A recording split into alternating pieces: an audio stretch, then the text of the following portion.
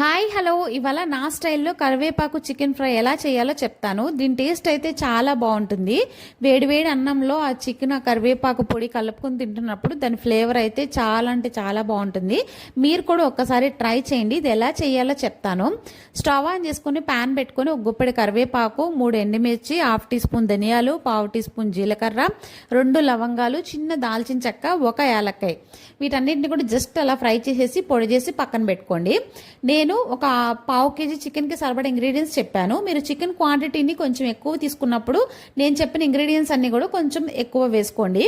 ఇప్పుడైతే సేమ్ అదే ప్యాన్లో స్టవ్ ఆన్ చేసుకుని 2 గరిటెలు ఆయిల్ వేసుకొని ఒక ఆనియన్ కట్ చేసి వేసుకోండి. కొంచెం కరివేపాకు కూడా వేసుకొని జస్ట్ ఇది కొంచెం ఫ్రై అవ్వాలి. మనమైతే చికెన్ తీసుకుంటాం కదా, ఆ చికెన్లో అయితే ముందుగా హాఫ్ టీ స్పూన్ అల్లం వెల్లుల్లి పేస్ట్, ఒక 1 స్పూన్ కారము, సాల్ట్ మీ టేస్ట్కి తగ్గట్టు యాడ్ చేసుకోండి. ఒక కొంచెం పసుపు వేసుకోండి. అండ్ ఒక 3 నుంచి 4 స్పూన్ల పెరుగు కూడా వేసుకుని బాగా మిక్స్ చేసుకుని ఇది ఒక 15 నిమిషాలు పక్కన పెట్టేయాలి. ఇప్పుడైతే ఆనియన్స్ ఫ్రై అయిన తర్వాత మనం ముందుగా ప్రిపేర్ చేసుకునే చికెన్ కూడా వేసేసి ఒకసారి మిక్స్ చేసేసి మూత పెట్టేసేయండి.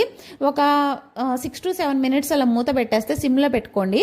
వాటర్ అనేది పైకి వచ్చేస్తుంది. ఇప్పుడైతే మూత తెచ్చేసేసి ఒకసారి మిక్స్ చేసేసుకొని మనం ముందుగా ప్రిపేర్ చేసుకునే ఈ పొడిని కూడా పైన వేసేసుకోవాలి.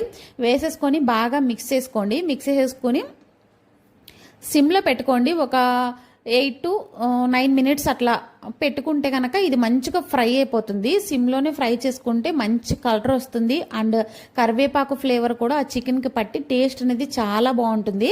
ఫైనల్గా చికెన్ బాగా ఫ్రై అయిన తర్వాత కొత్తిమీర చల్లుకొని సర్వ్ చేసుకుంటే దీని టేస్ట్ చాలా బాగుంటుంది. మీరు కూడా ట్రై చేయండి.